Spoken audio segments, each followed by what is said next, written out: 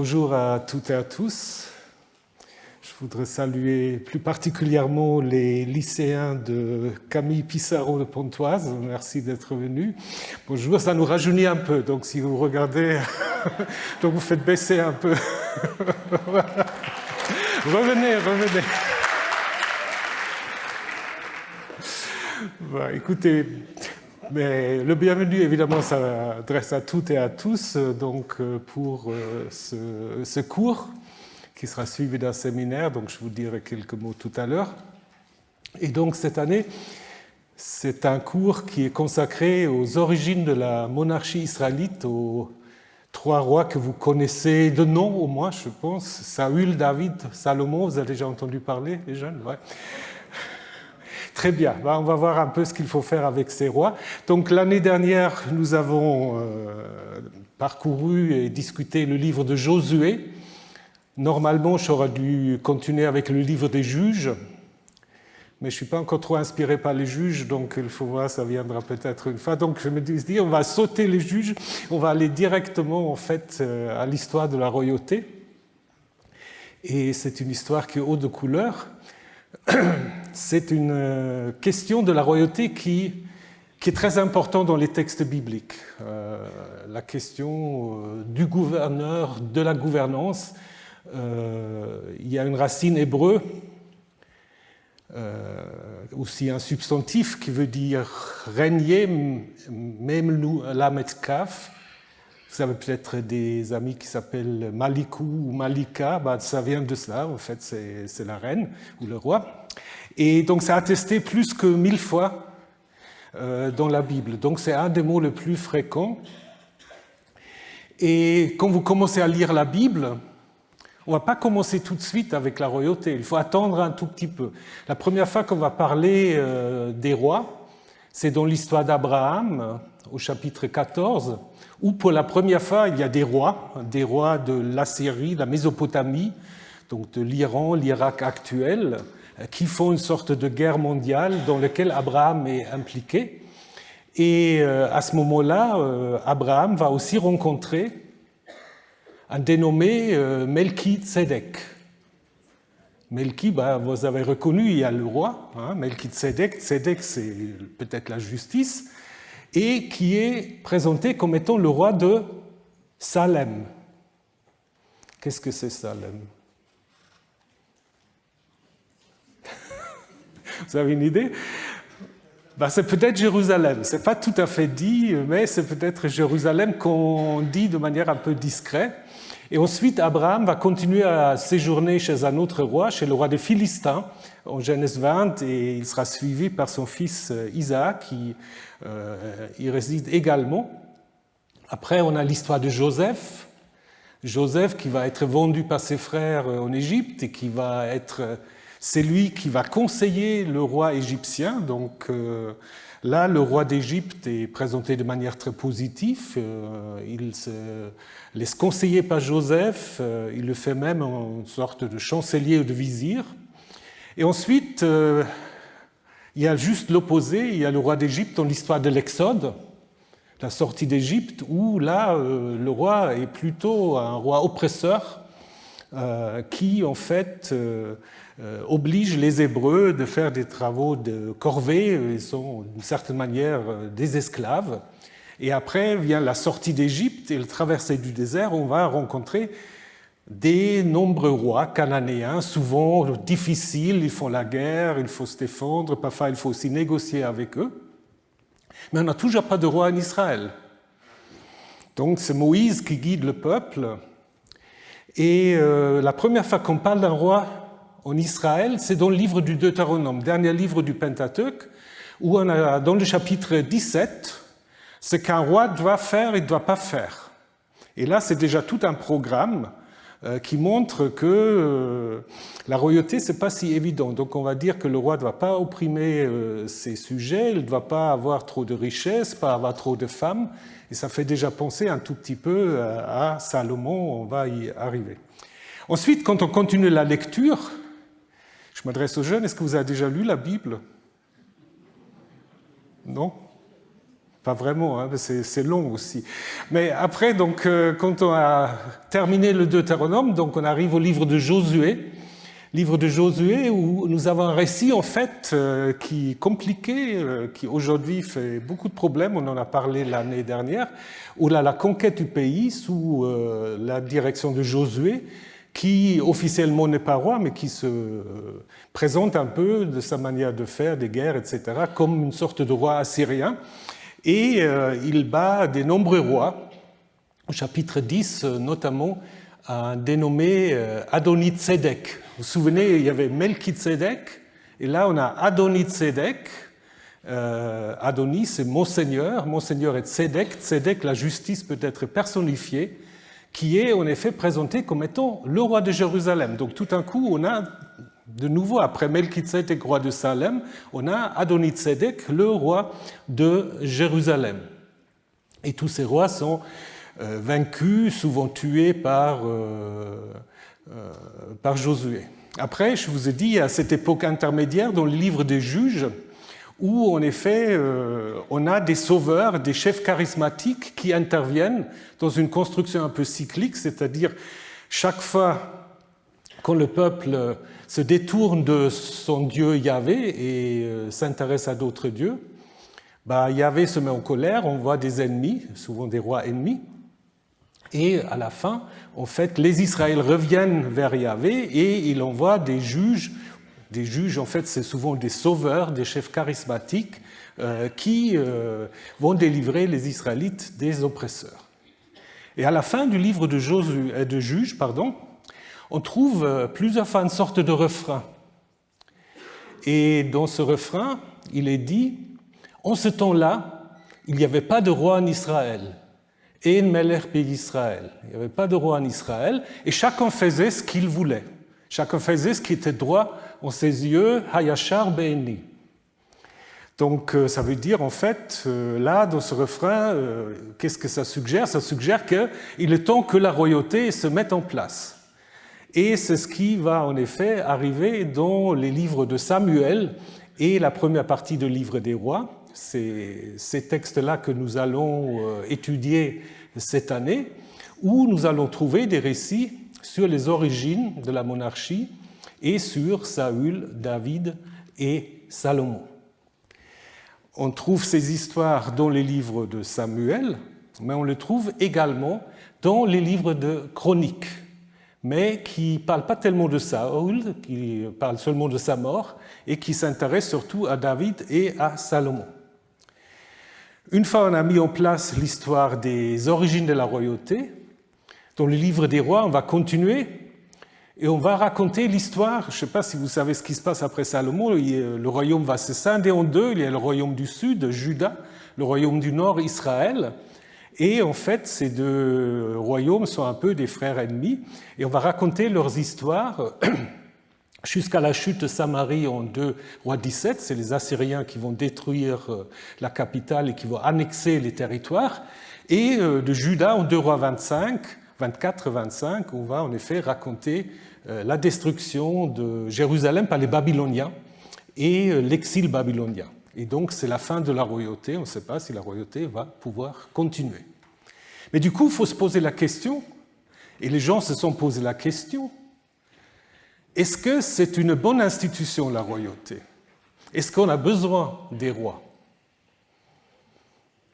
C'est une question qu'on peut toujours se poser. Hein. Donc, dans un livre qui s'appelle Livre d'Ésaïe, dans la deuxième partie, qu'on appelle parfois le deuxième Ésaïe ou Deutéro-Ésaïe, le roi perse, qui va mettre fin à l'empire babylonien, il va être appelé le Messie de Yahvé, le roi élu de Yahvé. Donc ça veut dire en fait que pour l'auteur de ce livre, il se dit il n'y a pas besoin de roi judéen, il n'y a pas besoin. Les Perses font très bien l'affaire. Donc l'idée c'est qu'on n'a pas besoin en fait la continuité de la ligne royale. Donc faut-il un roi judéen? Et donc ça veut dire en effet qu'au moment où il n'y avait plus de roi en Israël, en Juda, est née toute une réflexion en effet sur la nécessité ou l'inutilité d'avoir des rois. Et c'est un sujet qui a continué tout au long de l'histoire, jusqu'à l'époque hellénistique, jusqu'au Nouveau Testament. L'histoire de Jésus, ça s'inscrit encore dans cette histoire de la royauté, parce que pour certains, c'était le nouveau roi pour Israël. C'était le nouveau David. D'ailleurs, il est souvent appelé le fils de David. Donc, ça continue assez longtemps.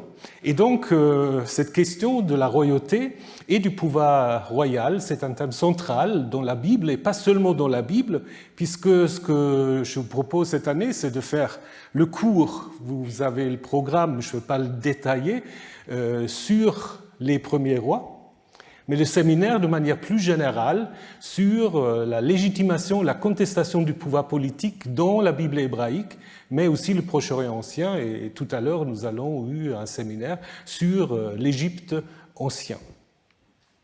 Voilà, donc je voulais peut-être juste vous commenter cette image. Cette image reprend un texte du livre des rois. Ça se trouve dans un livre très très populaire au XIVe, XVe siècle, le Speculum Humanae Salvationes. Donc pour les latinistes, c'est le miroir du salut des humains. Et donc c'est en fait une sorte de Bible en bande dessinée, une sorte de manga avant l'heure. Et donc vous avez en effet là Salomon. Au-dessus, vous avez David, à qui on donne des présents, des tribus probablement, ou alors peut-être une sorte d'huile d'onction, mais on ne sait pas très bien. Et en bas, vous avez Salomon qui est assis sur un trône de lion. Et ça vient du livre des rois, parce qu'on lit dans le livre des rois que le roi Salomon fit un grand trône d'ivoire et le couvrit d'or pur. Et ce trône avait 6 degrés et la partie supérieure était arrondie par derrière. Et sur chaque étape, sur chaque escalier, il y avait des lions. Donc ça fait 12 lions en bas qui sans doute représentent les 12 tribus d'Israël. Voilà, mais maintenant passons in medias res. Commençons avec les premiers rois d'Israël. C'est des figures dont vous avez entendu parler, mais qui sont d'abord, dans un premier temps, on peut dire, c'est des rois types. Saül, on pourrait dire, c'est un roi qui, aussitôt qu'il est intronisé, va d'échec en échec. C'est un peu la royauté en échec. Et le pauvre Saül, il ne sait pas trop ce qui lui arrive, parce qu'aussitôt qu'il est consacré roi, il est tout de suite rejeté par Yahvé, ce qui est très bizarre. Et puis David, c'est le roi guerrier qui va combattre les Philistins, Saül d'ailleurs aussi. Mais lui, il va fonder la vraie dynastie davidique, et son fils, mais peut-être ce n'est pas son fils, ça il faut attendre quelques cours, mais Salomon, ce n'est peut-être pas le fils de David, donc ça vous pouvez déjà garder ça en tête. Donc Salomon qui est présenté comme son fils, c'est le roi bâtisseur, le roi qui construit le temple, le roi sage, le roi qui est très riche, la reine de Saba, vous connaissez toutes ces histoires que nous allons également analyser. Et depuis un moment, je m'étais dit, ça fait un peu penser aux 3 fonctions de Georges Dumézil, ces 3 rois. Je ne sais pas si vous avez une idée de Georges Dumézil, donc il y avait en effet dans plusieurs publications, notamment l'idéologie tripartite des Indo-Européens de la Bible, mais aussi dans Mythes et Épopées, a eu l'idée que pour les Indo-Européens, cette structure tripartite dans les mythes et récits fondateurs, elle est fondamentale. Mais il a toujours refusé que ça pourrait s'appliquer aussi à d'autres cultures, d'autres civilisations. Et finalement, ça ne marche pas si mal. Si vous prenez un peu les 3 fonctions, c'était la fonction souveraine, la fonction de gouvernement, la fonction guerrière et la fonction de prospérité. Et si vous regardez les 3 rois, ça marche assez bien. Et en fait, cette idée que j'avais depuis un petit moment, maintenant je suis très content, elle est confirmée par une publication qui vient de sortir par M. Dominique Briquel, s'appelle « Les rois d'Israël, Saül, David, Salomon, essai comparatif », donc c'est un livre que je vous conseille, où en effet il essaye justement d'appliquer cette idée tripartite. Et elle trouve en effet des structures tripartites très fréquemment dans des récits sur ces rois. Donc d'abord, il rappelle en fait que si vous prenez la mythologie grecque, vous avez souvent une succession de trois. Si vous prenez la théogonie, donc l'histoire des origines des dieux, hein, vous avez d'abord Ouranos, qui est suivi par Chronos, qui est suivi par Zeus. Donc Zeus vient en dernier. Zeus, c'est un peu le Salomon, du coup, si on prend nos trois rois du panthéon grec. Et pour les rois, en fait, il y a ces trois fonctions, c'est-à-dire la première fonction, il faut gouverner avec justice et accomplir les devoirs envers les dieux, donc la gouvernance et le culte. Il faut combattre les ennemis, ça c'est deuxième fonction, et il faut garantir la prospérité. Voilà. Et donc un bon roi doit se comporter de façon à bien accomplir ses fonctions, et un mauvais roi va commettre des fautes. Et ces fautes vont provoquer la colère de Dieu, parfois le rejet du roi. Et si vous lisez les récits de ces trois rois, vous trouvez un peu cette structure. Hein. Par exemple, Saül, comme je vous ai dit, il est élu, mais aussitôt rejeté, et on va expliquer qu'il a commis trois fautes. Il a commis une faute rituelle, parce qu'il n'attend pas Samuel, dont je vous parlerai plus la semaine prochaine, il n'attend pas Samuel pour offrir un sacrifice à Yahvé. Donc il veut en effet contester cette fonction sacerdotale. Il commet également une faute au niveau de la guerre, c'est-à-dire il n'accomplit pas le chérem. Le chérem, c'est quoi? Le chérem, c'est en fait ce qu'on traduit souvent par anathème, mais il ne met pas à mort, en fait, c'est souvent mettre à mort les ennemis ou des animaux. Donc il n'accomplit pas le chérem après qu'il a remporté sa victoire sur Amalek.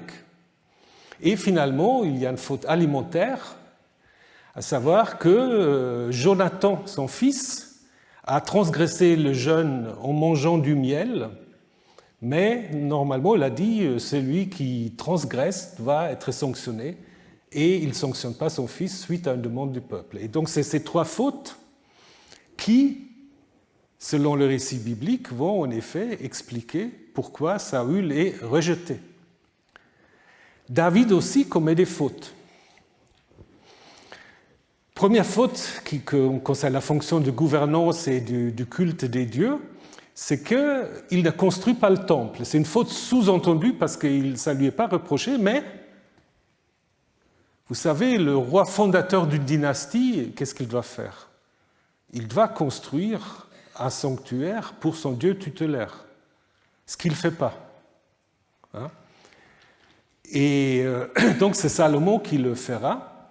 Ensuite, la fonction 2, donc dans un contexte de guerre, il en fait enlève la femme de son général Uri, donc il commet l'adultère avec Bethsabée, hein, et donc fait mourir son mari, puisqu'il ne veut pas que cet adultère soit public. Donc il l'envoie dans la guerre de sorte qu'il est sûr d'être tué. La sanction, je reviendrai là-dessus aussi, Yahvé fait mourir en fait le premier fils qui naît de cette union. Et il commet, ça c'est la fonction 3, un recensement du peuple. Il compte le peuple alors que ça déplaît à Yahvé, encore que c'est Yahvé qui lui donne les dés, c'est très compliqué l'histoire. Hein.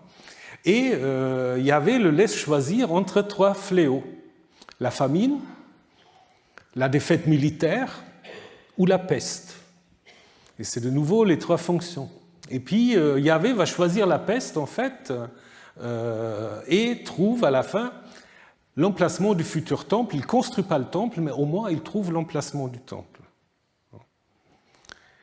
Et dernier exemple, c'est Salomon. Salomon, avant qu'il arrive à la royauté, il a une vision divine à à Gabaon, et Dieu lui demande ce qu'il souhaite pour être le futur roi.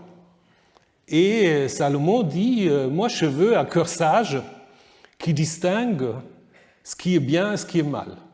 Il ne veut pas la victoire sur les ennemis, il ne veut pas les richesses, il veut un cœur sage. Donc ça c'est la fonction 1. Et du coup, Yahvé lui donne aussi la force militaire, la gloire et la vie de ses ennemis, et des richesses et des biens.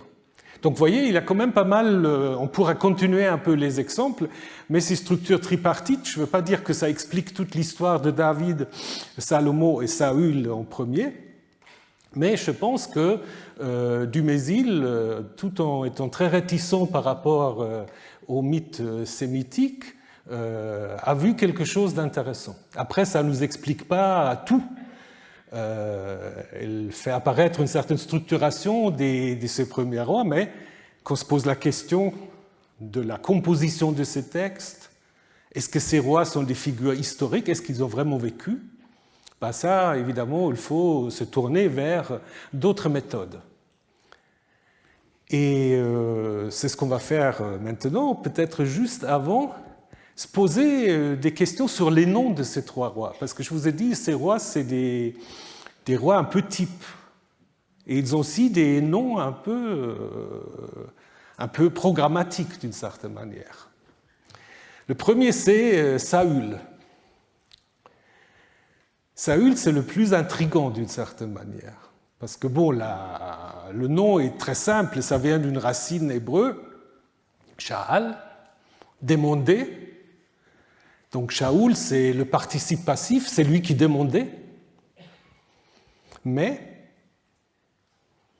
quand on raconte son histoire, on n'explique jamais son nom. Par contre, on utilise cette racine quand on raconte l'histoire de la naissance du prophète Samuel. Vous connaissez le prophète Samuel, qui va être un peu le vis-à-vis de Saül pour le meilleur et pour le pire, hein? Et l'histoire de la naissance de Samuel commence, ça c'est un grand classique dans les récits bibliques, il commence en fait avec une femme qui est stérile. D'ailleurs, pour les auteurs bibliques, il n'y a que des femmes qui sont stériles, donc je crois qu'elles n'étaient pas très au courant des affaires biologiques.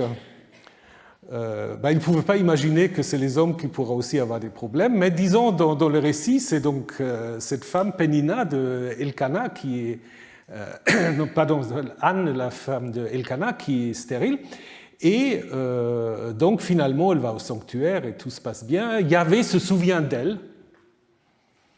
Bon, ça c'est aussi un peu bizarre. Yahvé se souvient d'elle, mais enfin bon.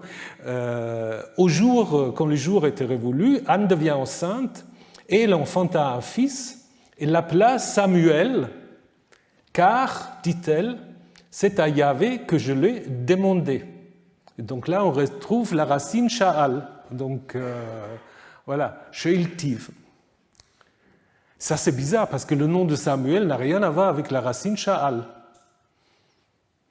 La racine, c'est plutôt, ou disons, c'est plutôt une combinaison entre le mot Shem, qui veut dire le nom, et El, qui veut dire la divinité El ou Dieu, ou plus tard Allah, c'est la même chose. Et donc c'est le nom de Dieu, ou son nom est El. Et donc pourquoi est-ce qu'on utilise la racine Sha'al pour expliquer le nom de Samuel? C'est bizarre. Qu'est-ce qu'on peut en déduire? Alors il y a deux possibilités. Soit on peut dire qu'à l'origine, c'était l'histoire de la naissance de Saül, et quand Saül a eu de plus en plus de mauvaise presse, on a transféré ce récit sur Samuel, ça c'est une possibilité. Ou on peut simplement dire, on fait déjà allusion au nom de Saül en disant, mais le vrai personnage demandé, ce n'est pas Saül, c'est Samuel. Donc c'est une sorte de reprise de l'étymologie qui est présupposée connue par les destinataires, et on le donne pour Samuel pour dire c'est lui le vrai. Bon, c'est possible. Je ne sais pas quelle solution vous préférez, vous me le dites après. Alors, David. David, c'est qui? Le nom, c'est le bien-aimé, le chéri, le favori, le bien-aimé de son Dieu protecteur, probablement. Vous connaissez peut-être le Cantique des Cantiques. Le Cantique des Cantiques, c'est la poésie amoureuse, ça existe aussi dans la Bible, des chants amoureux, où en effet le bien-aimé est appelé aussi Dod, D-Vav Dalet. Mais ça peut être aussi l'oncle, donc un membre de la famille, souvent l'oncle paternel. Et du coup, certains disent en fait que dans certains cas, c'est un nom de substitution. En fait, le nouveau-né prend le nom de Dod, David, pour en fait remplacer d'une certaine manière l'oncle récemment décédé. Ça, c'est une possibilité. Mais je pense que le plus simple, c'est de penser plutôt au bien-aimé, au favori. Et on a ces Dod aussi dans la stèle de Mécha. La stèle de Mécha qui se trouve dans le Louvre. Donc, quand il n'y a pas les grèves, vous pouvez aller au Louvre et puis vous pouvez l'admirer.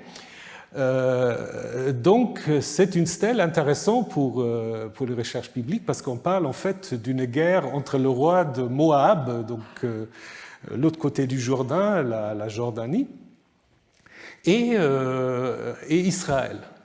Et là, on parle en effet que le roi Mécha, donc roi moabite, qui se vante en fait d'avoir emporté l'autel de son Dod.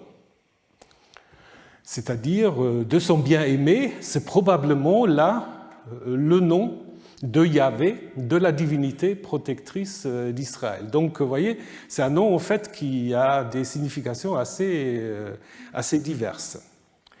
Voilà, Salomon. Salomon, on pense tout de suite à Shalom, à paix. La racine Shin Lamed Mem, c'est être complet, être en paix. Mais quand on relate sa naissance, on n'explique pas le nom. On n'explique pas le nom. On dit simplement que Yahvé, donc c'est dans le contexte de l'adultère de David avec Bathsheba. Et Yahvé est très mécontent, donc il fait en effet mourir le premier fils de cette union. Et puis il y a un deuxième fils qui va arriver. Et dans le texte, il est dit, David alla avec elle, il coucha avec elle, elle mit au monde un fils et il l'appela du nom de Salomon. Donc dans le texte tel que nous l'avons maintenant, c'est il, donc David, qui donne le nom à Salomon. Mais les Massorètes, ceux qui ont vocalisé le texte, ils ont dit non, c'est pas il, c'est elle. Ils ont vocalisé en fait ce qu'on appelle le queré, c'est ce qu'il faut lire. Ils ont vocalisé le pronom personnel comme si c'était un pronom personnel féminin.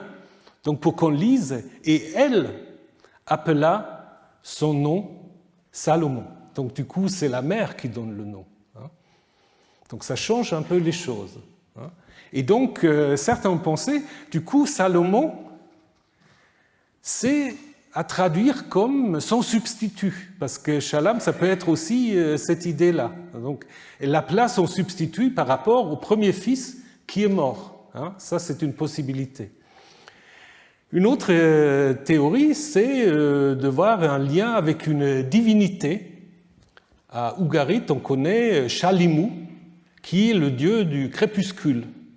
Et certains pensent même que le nom de Jérusalem comporte aussi cette divinité. Donc la colline ou la construction de Shalimu, d'ailleurs aussi attestée comme divinité assyrienne.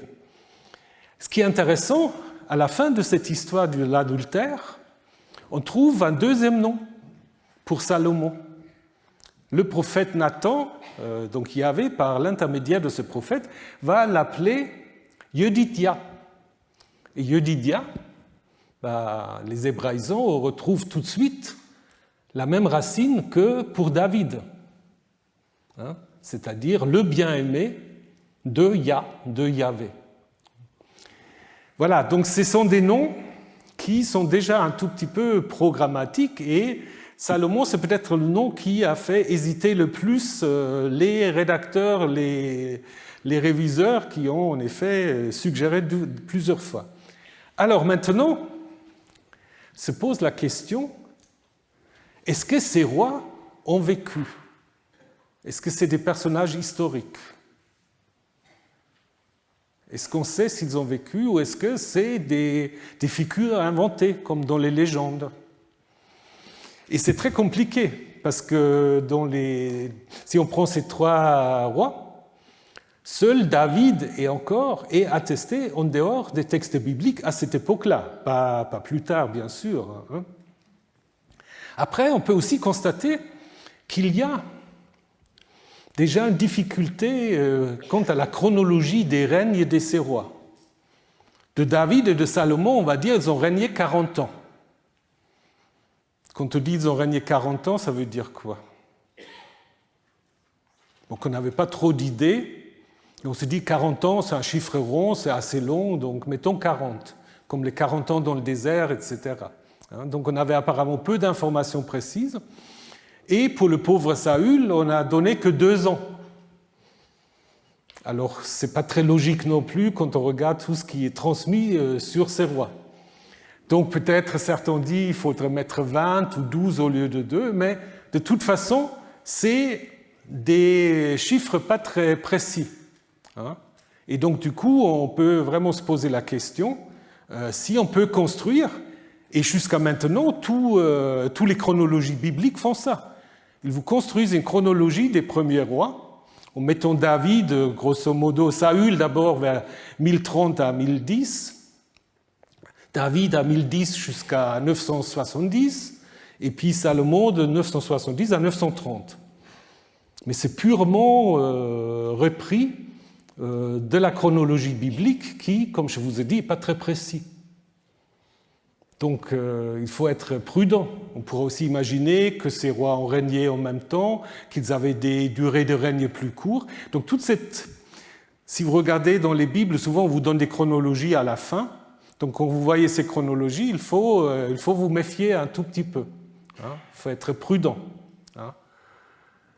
Et en même temps aussi, si on lit attentivement le texte biblique, on se rend compte aussi que l'idée que David aura tout de suite pris le pouvoir après la mort de Saül pour régner sur son territoire, c'est même contredit par le texte biblique. Parce qu'il y a un des fils de David, Ishbaal, qui en fait a régné après la mort de son père. Et ça, ce n'est pas souvent pris en considération. Là aussi, on lui donne 2 ans, mais probablement, il faut imaginer aussi qu'il a régné bien plus longtemps. Donc, ça veut dire que David et le successeur de Saül, même selon le récit biblique, ont régné en parallèle. Donc l'idée que David aura repris tout le royaume de Saül n'est pas attestée n'est pas confirmée par les récits bibliques. Alors, il y a peut-être une mention de David en dehors de la Bible, dans une stèle qu'on a découverte à Dan, Tel Dan, tout au nord d'Israël, proche de la frontière libanaise, dans des fouilles dans les années 93-94, qui en fait contient une inscription araméenne, malheureusement fragmentaire, faite par un roi qui se vante d'avoir vaincu les Israélites. Donc ça, ça c'est une partie de cette stèle. Et ce qui est marqué un peu plus en blanc, ça c'est le mot qui nous intéresse, où vous avez donc mon père est devenu avant moi, etc. Donc j'ai tué, j'ai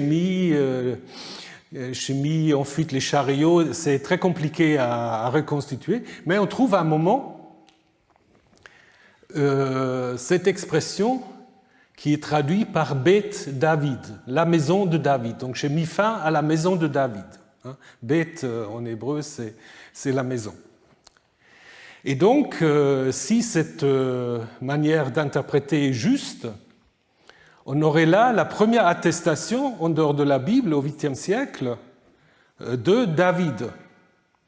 Hein. La maison de David, ça veut dire la dynastie de David, hein, le royaume de David, parce que les Assyriens, ils ont utilisé la même expression, en parlant de Beth Omri, de la maison d'Omri, pour parler d'Israël du Nord. Hein.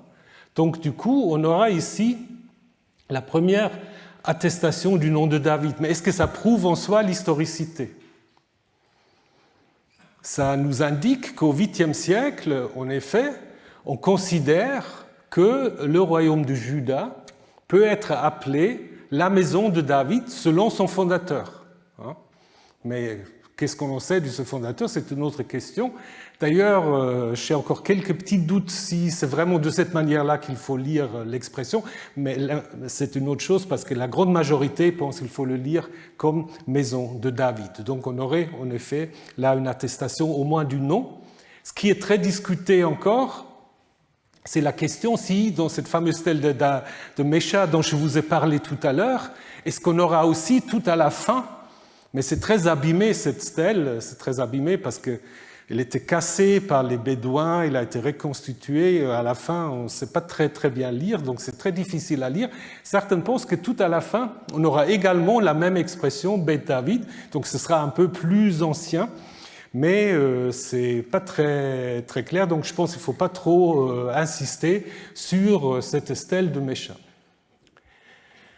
Ensuite, on a fait des fouilles dans un site qui s'appelle Khirbet Qeiyafa, et c'est un site qui est entre les villes philistines et le territoire de Juda, qui était fouillé de 2008 à 2013 par un archéologue de Jérusalem, Joseph Garfinkel, qui avait trouvé à Khirbet Qeiyafa, c'est un site en fait qui date du Xe siècle et qui a une seule strate d'occupation.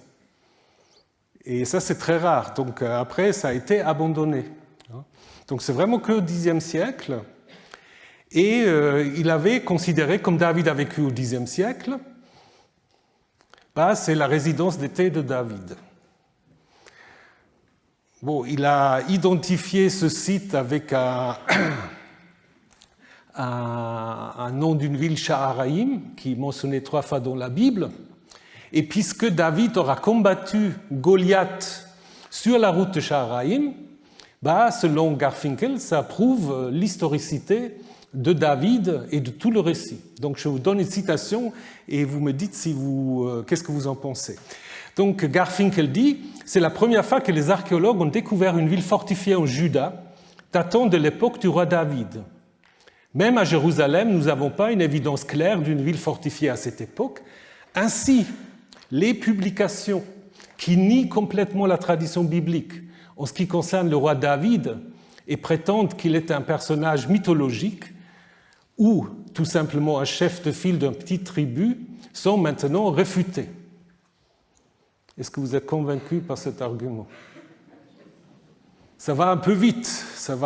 D'ailleurs, on n'a aucune trace de l'occupation de ces sites par des Judéens, on n'en sait rien. Certains pensent, Nadaf Naaman pense que ça pourrait être une ville philistine. Israël Finkelstein pense que c'est peut-être une ville du Nord, donc on n'en sait rien. Et puis il y a cette fameuse inscription. Donc s'il y a des épigraphistes entre vous, on n'a toujours pas vraiment déchiffré cette inscription, ce qui est intéressant en soi. Hein. C'est un morceau d'argile, un ostracon, on n'arrive pas à le lire.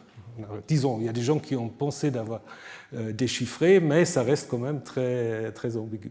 Donc, en fait, c'est très compliqué d'aller très loin dans l'historicité de David. Je voudrais vous citer encore le livre récent de Omer Sergi de l'Université Tel Aviv, The Two Houses of Israel, State Formation and the Origins of Pan-Israelite Identity.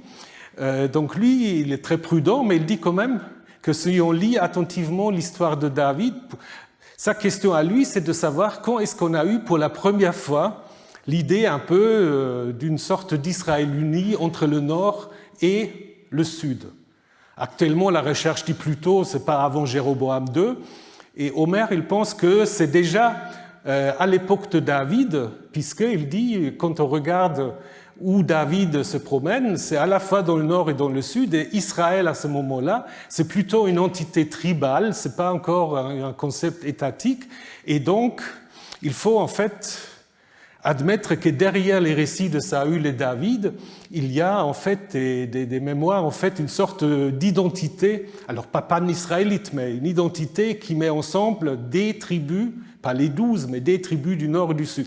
Donc c'est un peu un retour, ou c'est un peu une réponse contre Finkelstein et d'autres qui pensent qu'avant le 8e siècle, il ne se passe rien.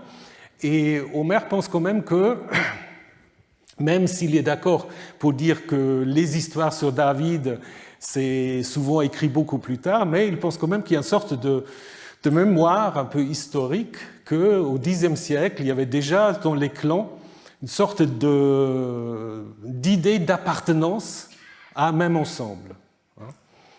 Donc, c'est un livre un peu compliqué, mais intéressant, donc, et qui prend un peu le contrepoint de ce qui était devenu un peu une sorte d'idée majoritaire, et donc il faut évidemment aussi s'intéresser à ces mises en question. Après, il y a d'autres arguments pour des mémoires historiques qui peuvent remonter au début du premier millénaire avant l'ère chrétienne, c'est la mention des Philistins. Encore que certains aussi pensent que les Philistins, là c'est purement inventé, mais là c'est quand même un peu compliqué. Parce que les Philistins, on les a très bien attestés. Les livres de Samuel sont en effet parcourus par des textes qui mettent en conflit des guerres entre les Philistins et les Israélites. Et d'ailleurs, et ça aussi, on n'aura probablement pas inventé ça si on avait construit totalement une histoire de David. Est-ce qu'on aura raconté qu'il est devenu le vassal des Philistins? C'est un peu une sorte de condottiere là, qui, au service des Philistins, va racketter les villageois. Et ça, je pense, en effet, si c'était tout à la gloire de David, on n'aurait probablement pas inventé ces histoires. Donc il y a peut-être quand même une sorte de souvenir que peut-être même le royaume de David était d'une certaine manière toléré par les Philistins, qu'il était peut-être une sorte de vassal des Philistins. Les Philistins qui occupent en effet toute la côte, donc là vous avez les villes les plus importantes. Je ne vais pas tout vous commenter, mais les villes, on va en trouver aussi le nom dans l'histoire de l'Arche, etc. Ashdod, Ashkelon, Ekron, notamment Gath, des villes qui sont bien fouillées maintenant, qui donnent plein de renseignements. Et on a pas mal d'informations sur les Philistins qui viennent probablement de la Méditerranée. Donc là, vous avez une représentation des Philistins qui, en fait, portent les armes, l'épée qui porte le long du corps de manière diagonale, de l'épaule jusqu'à la taille. Vous trouvez ça sur, en fait, un vase de Chypre, ce qui montre un peu aussi déjà l'origine méditerranéenne des Philistins. Donc on a souvent pensé, en effet, que c'était les fameux peuples de la mer. Ça, c'était Maspero qui avait inventé cette idée. Donc une nouvelle population qui vient de la Méditerranée, des îles grecques, et que le pharaon aurait, après sa victoire, installé dans la plaine côtière du sud de Canaan. Bon, ça, la deuxième partie, la première partie est juste.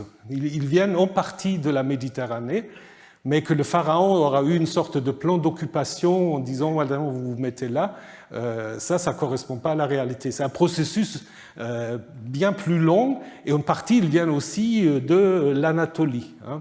Donc, on pourrait dire que c'est un peu la désintégration, comme dit Idokor, des empires hittites et égyptiens, et une sorte d'accroissement d'activité de pirates, de mercenaires du monde égéen. Les Philistins, qui sont bien attestés en égyptien, en akkadien, en hébreu, donc vous avez le nom, probablement ce n'est pas un nom ethnique, c'est plutôt un nom générique pour des populations indo-européennes qui s'installent dans un long processus sur la côte du Levant, mais aussi en Anatolie. Donc ce qu'on peut dire sur le plan historique, c'est que quand on passe du fer 1 au fer 2, donc aux alentours de 1000 avant notre ère, on va apparaître dans le Levant un certain nombre de petits royaumes. Le royaume de Moab, le royaume d'Ammon, les royaumes araméens, ce qui s'explique par une sorte de vacuum politique. L'Égypte s'est retirée, ne contrôle plus tellement le Levant. L'empire hittite s'est également désintégré et donc il y a une sorte de vide politique qui permet en fait des apparitions de ces petites unités. Alors est-ce qu'il faut déjà les appeler royaumes ou chefferies? Ça c'est une autre question. Mais et le texte qui en fait se trouve dans Samuel et Rois, il montre en effet que ses origines sont situées dans le territoire notamment de Benjamin, avec des parties du nord et des parties du sud, qui sont en effet, comme je vous ai montré tout à l'heure, la zone d'influence de ces tribus, de ces cités philistines. Voilà, donc ce qu'on peut dire, après on va reprendre la question chaque fois quand on analyse les différents textes, mais je pense que ces textes gardent un souvenir un peu de l'origine de la royauté.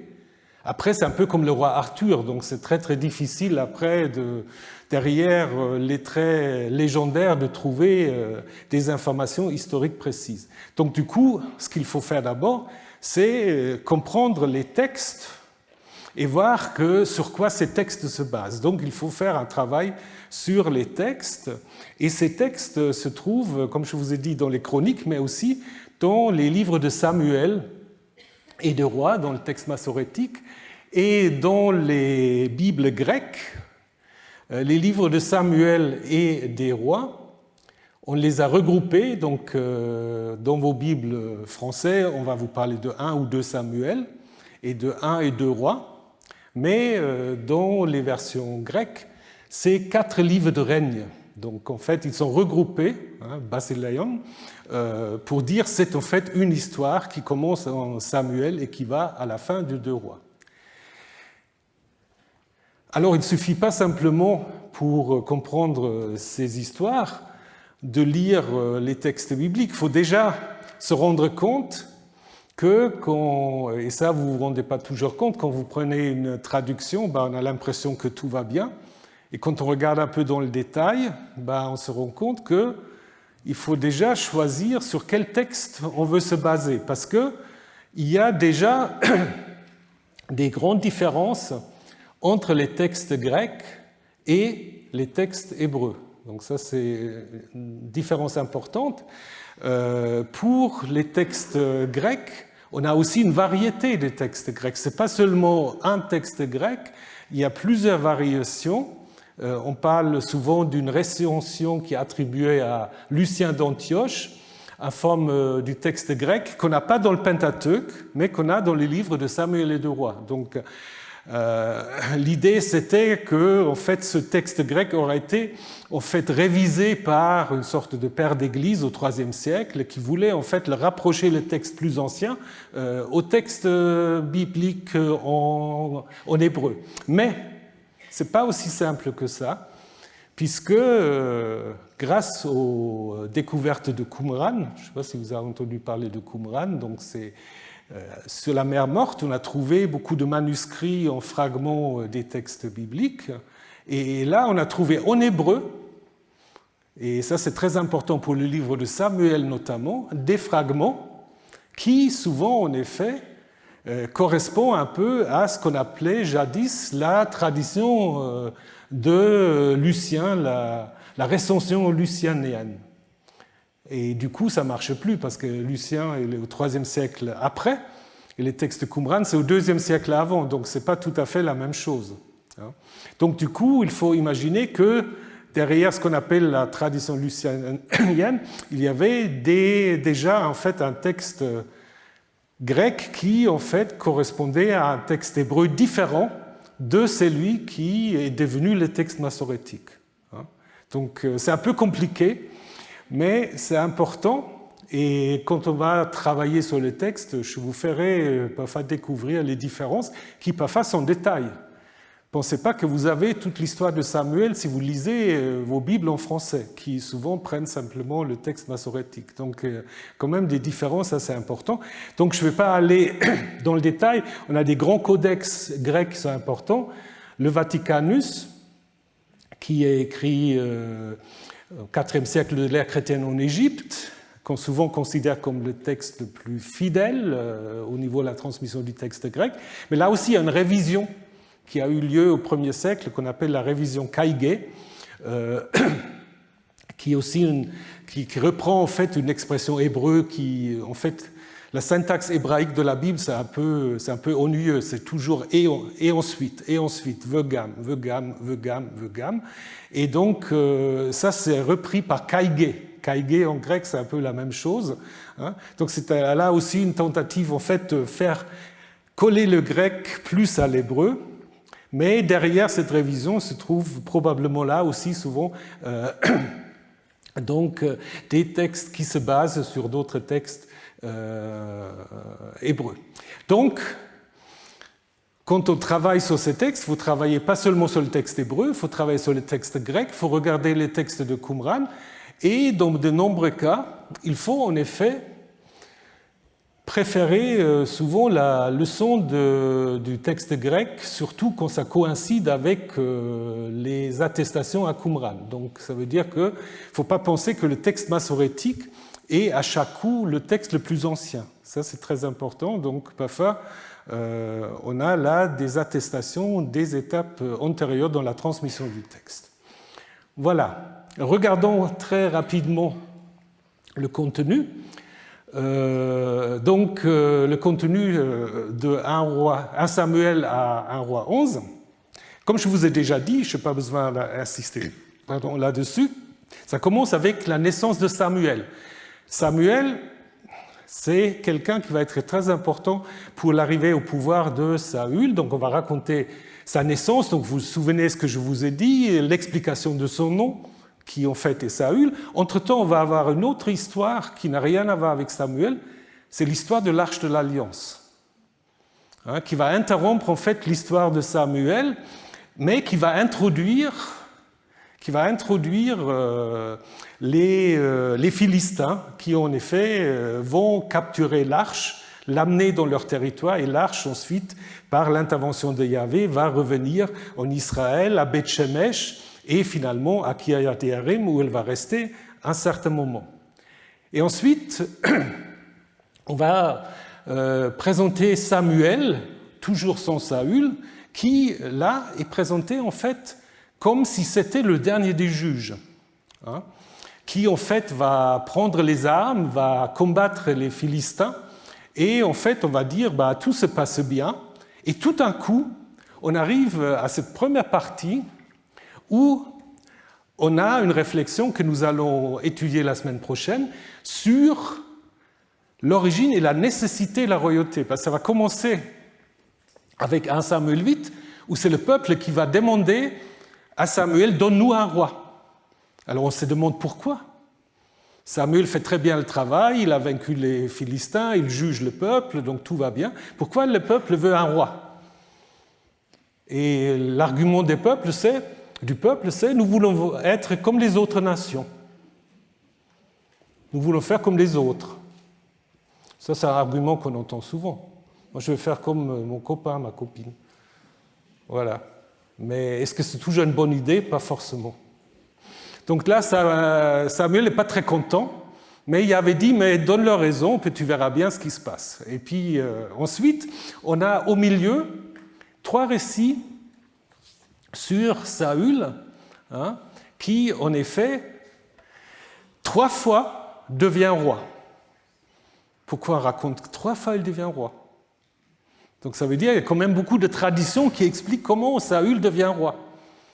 Et donc au milieu, c'est des traditions plutôt positives, puisqu'il est consacré par Samuel, il devient roi parce qu'il remporte la victoire sur les Ammonites, et à la fin, et ça revient, c'est une sorte d'encadrement, ça revient sur 1 Samuel 8. Dans 1 Samuel 12, on va dire en effet que Samuel va rappeler le désir du peuple de se faire gouverner par un roi, en disant que c'est une très mauvaise idée.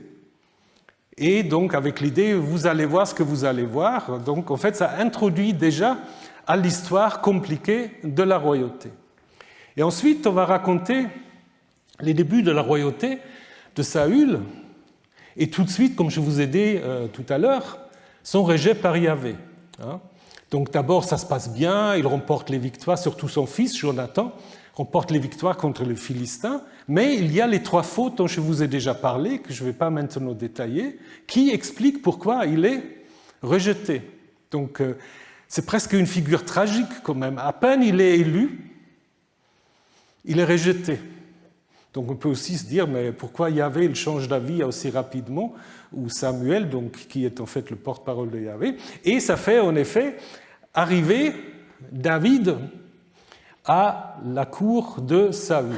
Et ça, c'est la deuxième partie. Donc David et Saül vont se trouver en compétition. Pourquoi David arrive à la cour de Saül? Il y a 2 raisons différentes. Première, c'est que Saül est déprimé. Les psychologues ont essayé de comprendre sa dépression. Donc, dans la Bible, on dit qu'il y a un mauvais esprit de Yahvé qui tombait sur lui. Donc, apparemment, ça ne va pas. Et puis, le petit David, il sait bien jouer l'harpe et ça calme Saül. Donc, du coup, on le fait venir pour ça. Et dans une autre tradition, en fait, on le fait venir parce que personne sait combattre le géant philistin de nom de Goliath. Donc là aussi, il y a 2 traditions différentes. Une fois qu'il est à la cour de Saül, il va se lier d'amitié avec le dauphin, Jonathan, qui va prendre en fait parti pour David. D'ailleurs, la relation entre David et Jonathan, on va y revenir, elle est aussi un peu érotique comme ça. Et ensuite, il va aussi épouser la fille de David, Michal.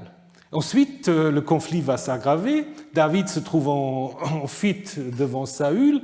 Il va faire des tours dans le désert très compliqués, donc je ne vous détaille pas maintenant, le temps avance. Donc il va se réfugier chez des prêtres que Saül fait tuer. Il échappe plusieurs fois à Saül, et 2 fois il épargne Saül alors qu'il aura pu le tuer. Donc là, ça devient une manière aussi pour montrer le comportement de David qui sont faute. Et au milieu de cela, on va raconter la mort de Samuel et la rencontre avec Abigail, qui en fait va reconnaître la royauté de David et qui va l'épouser. David a un certain nombre de femmes. Ce n'est pas toujours facile à les compter parce qu'il y a plusieurs traditions sur ce sujet aussi. Et ensuite, là, ce que je vous ai déjà dit à la fin, David devient vassal des Philistins. Saül ne sait plus quoi faire. Ça, c'est un texte aussi très intéressant que nous allons travailler. Il va aller, souvent dans les Bibles, on parle de la sorcière de Endor. C'est quelqu'un qui sait faire parler les morts. Donc, du coup, cette dame va, d'une certaine manière, faire remonter Samuel du royaume des morts, et Samuel va lui parler, mais pas dans le sens que Saül aura souhaité. Donc, on va lui dire, oui, mais c'est fichu pour toi, de toute façon. Et ça prépare, en effet, la fin de l'histoire de Saül, puisque Saül et son fils Jonathan vont tomber dans une bataille contre les Philistins. Et ensuite, David va prendre son ascension, va devenir roi d'abord à Hébron, dans le sud, ensuite à Jérusalem. Jérusalem va devenir en fait la ville personnelle de David. Et une fois installé à Jérusalem, David va faire venir l'arche qui en fait se promène encore ailleurs et qui va revenir elle va revenir pour la première fois à Jérusalem. Et la conclusion en fait qui aura été magnifique, c'est que le prophète Nathan lui promet une dynastie éternelle. Et on a une conclusion de l'histoire, on énumérant toutes les victoires militaires. Donc Yahvé donna la victoire à David partout où il allait. Donc on aurait pu se dire c'est une magnifique conclusion, mais apparaît une deuxième partie où David est beaucoup moins, comment dire, exemplaire qu'on pourrait croire. C'est ce qu'on appelle l'histoire de la succession de David. L'histoire de la succession de David, parce que ça va commencer de manière assez forte avec cet adultère dont je vous ai déjà parlé. Le grand roi David commet l'adultère, fait tuer en fait son rival, parce que d'abord David il est malin, il a couché avec Bathséba, et il dit à son mari, mais va coucher avec ta femme. Et le mari dit non, parce qu'on est en guerre, il ne faut pas que je me disperse trop, là je ne fais pas, non, je fais comme mes collègues. Et donc du coup David est embêté, donc il va l'envoyer à la mort. Il va l'envoyer à la mort. Et donc ça déplaît évidemment à Yahvé, qui, comme je vous ai dit, fait mourir son premier fils, et le deuxième fils qui va naître, c'est Salomon. Ensuite, il y aura des révoltes des propres fils de David, notamment d'Absalom, qui normalement aura pu devenir roi, mais qui va être tué, et une deuxième révolte d'un dénommé Sheva, qui va également être tué. Et à la fin, donc, du livre de Samuel, on a une sorte d'annexe avec des histoires qu'on va regarder une autre fois, donc je passe là-dessus pour très brièvement vous présenter l'histoire de Salomon. Salomon arrive au pouvoir aussi dans des circonstances qui sont compliquées. Donc il y a des intrigues à la cour, donc il y a un autre dénommé Adonias qui est plus âgé que Salomon, qui devait devenir roi, et qui en fait est en effet sa compagne de se faire élire roi est contrecarrée par Bathsheba qui s'allie avec le prophète Nathan, et puis David est totalement dépassé par les événements. On dit qu'il est très vieux. On met une jeune fille dans son lit pour le chauffer un peu, mais tout ça, ça ne le réveille plus. Et donc, il laisse faire. Et donc, finalement, Bathsheba arrive à faire monter son fils Salomon sur le trône. Et une fois sur le trône, Salomon est quand même un peu sévère parce qu'il va tuer la plupart de ses ennemis ou va les exiler. Et ensuite, on a le règne de Salomon qui, d'abord de manière positive, il y a la sagesse du roi, vous connaissez toute l'histoire du jugement de Salomon. Au centre, il y a la construction du temple et l'introduction de l'arche. Et ensuite, il y a une deuxième partie de son règne qui est moins positive. On insiste certes encore sur la prospérité du règne de Salomon, sur la reine de Saba, mais aussi sur des raisons de sa chute. Il oblige le peuple de faire des corvées pour lui. Et selon les auteurs dont je vais vous parler la semaine prochaine, il a des trop nombreuses femmes qui, en fait, l'amènent à vénérer des dieux des autres peuples, ce qui déplaît évidemment aux dieux d'Israël. Donc, l'histoire de Salomon, c'est un peu en deux parties. D'abord, il y a un cadre où Salomon se débarrasse de ses ennemis, et puis on aura 11 où en effet des ennemis se lèvent contre lui, et donc deux visions, une positive qui insiste sur la sagesse et l'organisation du royaume, et une deuxième sur la reine de Saba, et au milieu, vous avez la construction et l'inauguration du temple. Voilà, c'est des histoires assez diversifiées qui n'ont certainement pas été écrites d'un seul trait, avec des visions sur les trois rois qui sont parfois positifs, parfois négatifs, qui critiquent et qui parfois en fait légitimes. Donc on a plein de ces choses, mais tout ça on verra la semaine prochaine. Donc on va s'arrêter. Donc je vous dis qu'on va faire une petite pause d'un quart d'heure, et pour celles et ceux qui peuvent rester, nous aurons donc un séminaire sur le pharaon, c'est-à-dire en fait quand on veut parler des rois dans le Proche-Orient ancien, on ne peut pas ne pas parler du pharaon. Donc nous aurons en fait un séminaire d'ici 15 minutes, et pour ceux et celles qui doivent partir, je vous souhaite une bonne journée et à la semaine prochaine. Merci.